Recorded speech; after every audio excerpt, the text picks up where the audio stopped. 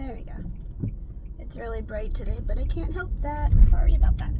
But, it's Crystal here. I'm doing an update on the, what happened with the Social Security review MSE exam.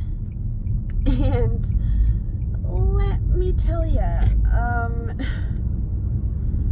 it was as stressful as my worst nightmares.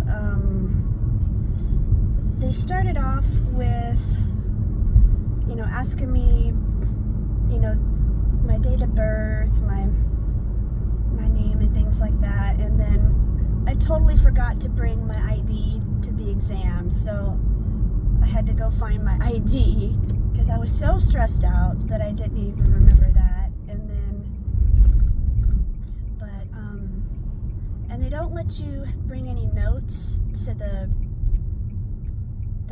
exam until they start asking you about your disability specifically, which I think it was kind of bad form that they waited till after the exam part, but whatever, it was her choice. And they asked me memory questions, and I'm not very good at memory, so it was kind of fun, watching me fumble all over myself, and which was the point, but it was embarrassing, because you figure, when you're around regular people, you don't show them the worst aspects of yourself, right? So you try to hide it, you mask it, and so to have it all hanging out in front of a total stranger and have it be unbelievably important, just, oh my god, it was so stressful. But anyway, one of my problems, and you'll notice in videos, is I get off topic or I get off track, and that was one of the tests. Is I had to remember a sequence of words later on, and of course I did not remember the words, and you have to do some word problems in your head. You can't use paper, can't write it, you can't have any notes. So, I literally never in school, I'm learning disabled, and so never in school have I had to do a word problem in my head.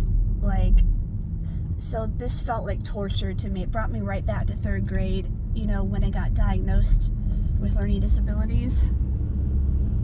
Oh my god. So it brought all that back. I had such a stomach ache because I was one of the questions that I did get is and they don't tell you if you got it right, but I just know this one is, what's larger, 1/2 or 1/3? And I said 1/2, because that's the truth. But they don't let you know if you got it right or not, so you don't get any validation or feedback from the interviewer. So that stinks, so you're nervous, even if you do it, you get the right answer, you think you don't, but she had me count backwards from 100 by threes. I can't do that. And say words backwards. I can't do that.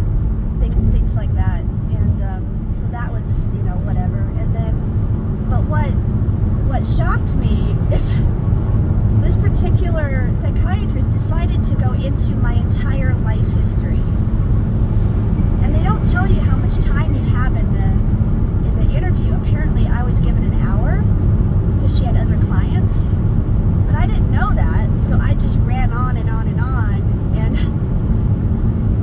But she asked me, all of my history of trauma, my family, abuse, how I function, how I don't function, what was my old job like, what did I do, what were my skills, why was I fired, what did I do, and all of my exes and abusers, and it was gut-wrenching, and I wasn't prepared for that. I thought it would be a very short interview, and even, but I don't know which is better. Which is better, to have a long, drawn-out interview where you're as much. Oh my God! Like if they deny me after this interview that I just went through, I don't know what to say, because I was as dysfunctional as could be, not on purpose. It's just that when people confront me and they ask me questions like that, it automatically sends me back there. It triggers everything. So, lucky her, she got that all on camera, and it was horrible. And I left the interview sweating and shuddering, and I asked, my partner to come home from work early. I was like, I need to have somebody near me. So that would be my biggest advice, because there's not much you can do. You're kind of helpless, and you're going to have to face that for yourself, that you're going to be feeling very helpless in this. You're going to feel very vulnerable. You're going to feel cut open and gutted. And so it would be good to have a therapist appointment that same day, I would think, if you can handle talking anymore, or the day after, or you know what I mean, or at the very least have a friend or a partner, somebody there to help you hash all this out after. Because if you're like me, you're gonna get really manic and chatty and not be able to sleep the following night, because you're gonna worry about how you did, and you're gonna doubt yourself, and oh my God, did I say that right? Or oh my Lord, I probably said too much. Or that's gonna be going through your head no matter what. And then on top of that, you're gonna probably want to laugh about some of the things that happened. Like, this interviewer was really, really focused in on like substances, and she made this question that made me laugh, but also kind of made me question her mental state herself. She was like, do you use caffeine, and how do you use it? And I'm like, I use it to have my morning dumps. And she didn't laugh. And I'm like, good Lord, who uses caffeine? Like, yes, technically it's a drug, but good grief. And then, she just honed in on that, and like, as though she was trying to get a confession out of me, like, caffeine's a gateway drug. Maybe if you confess to caffeine, you'll confess to harder stuff. And it's like, no, sorry, I don't have anything for you. I am disabled.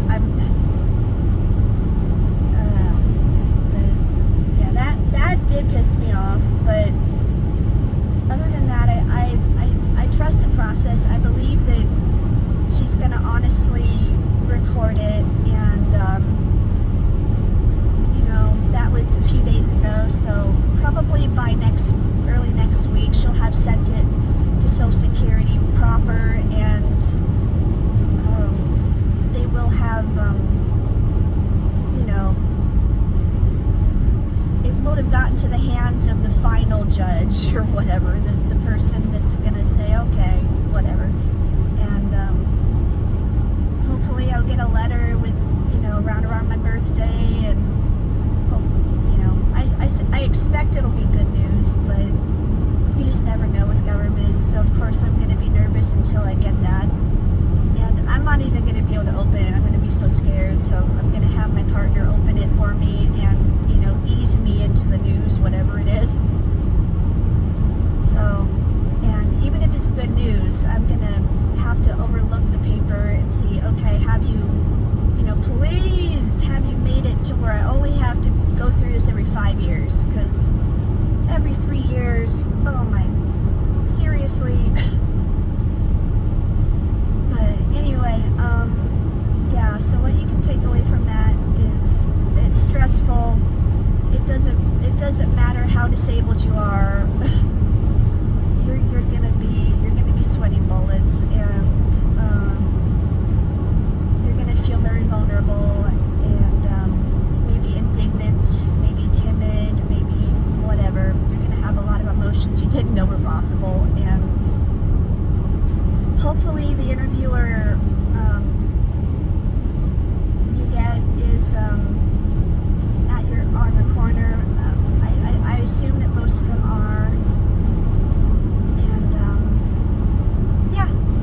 that's how it went. And I'm not going to do a video on what the results were, I don't think, just because if they're bad or if I didn't make it, you know, it's not like I could have done anything different. It's not like I could say, oh, if you say this exactly this way, you won't miss your, you know. It's purely based on my disability and how it presents, and your situation may be totally different, and you can't manipulate the system, and it's not good to try. And just be yourself and struggle with it. But you know, one complaint I do have is if you're in recovery, especially if you do have, you know, substance abuse in your past or whatever, you're gonna feel like so villainized with this, and also you may be re-triggered because you're trying to recover, and yet this system doesn't let you recover because you literally have to rub your own nose in your illness every second of your day and record every tiny scrap of paper you get from every single professional you see so that you have a decent enough packet to send into them, and hopefully they don't put you through this. So, but anywho, that's all I've got. Bye.